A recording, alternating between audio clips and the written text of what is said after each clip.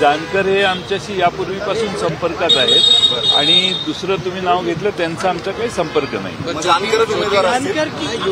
हे आता आमची महाविकास आघाडीच्या बैठकीत जागा वाटप झालेलं नाही, त्यामुळं इंडिव्हिज्युअल जागांवरचे उमेदवार जाहीर करणं हे आमचा आज अधिकार नाहीये। आम्हाला ती जागा मिळाल्यानंतर आम्ही त्या बाबतीतले उमेदवार जाहीर करायचं काम करू। बीडच्या संदर्भात देखील ज्योती मेटे आज प्रवेश करतात, बजरंग सोनवणे नेमकं बीडच्या जागेसंदर्भात ज्योती मेटे प्रवेश करणार आहेत की नाही मला माहीत नाही, पण बजरंग सोनवणे आज प्रवेश करणार आहेत।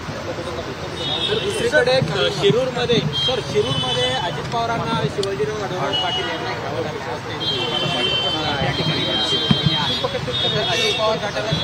नाही, त्यांची उमेदवारी निश्चित झाली असं मी कुठं वाचलेलं नाहीये। अजून त्यांचा 20 तारखेला प्रवेश आहे असं मी ऐकलेलं आहे।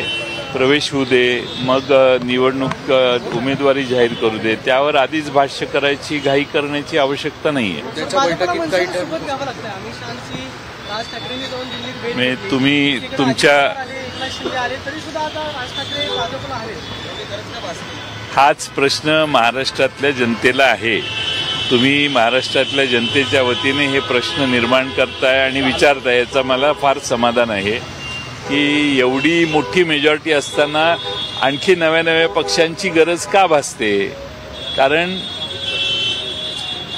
पूर्ण आत्मविश्वास नाहीये का, हा प्रश्न त्यातून तयार होतो।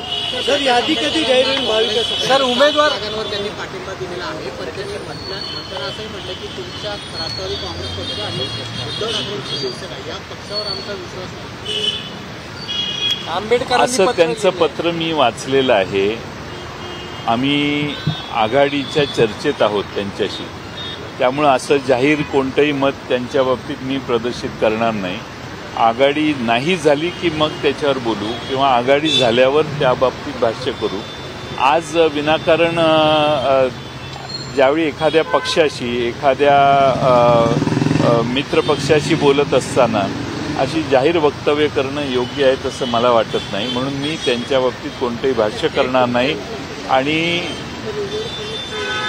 कोणाविषयी बोलतात? हो ना, मग मी तेच उत्तर तेच देतोय ना। अशी चर्चा चालू असताना,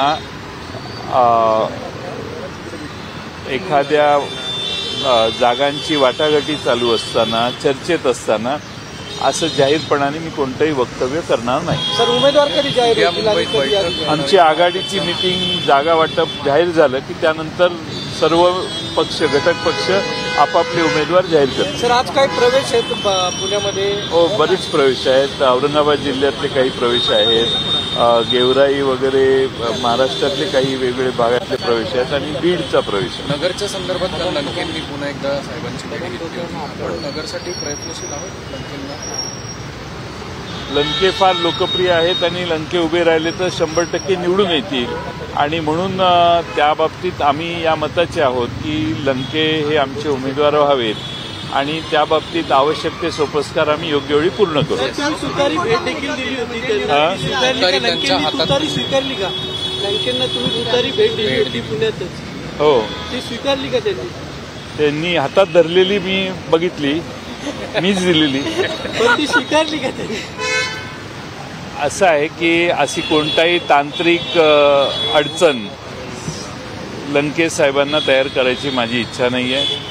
त्यांनी ती स्वीकारली किंवा नाही याच्यावर मी भाष्य करू इच्छित नाही।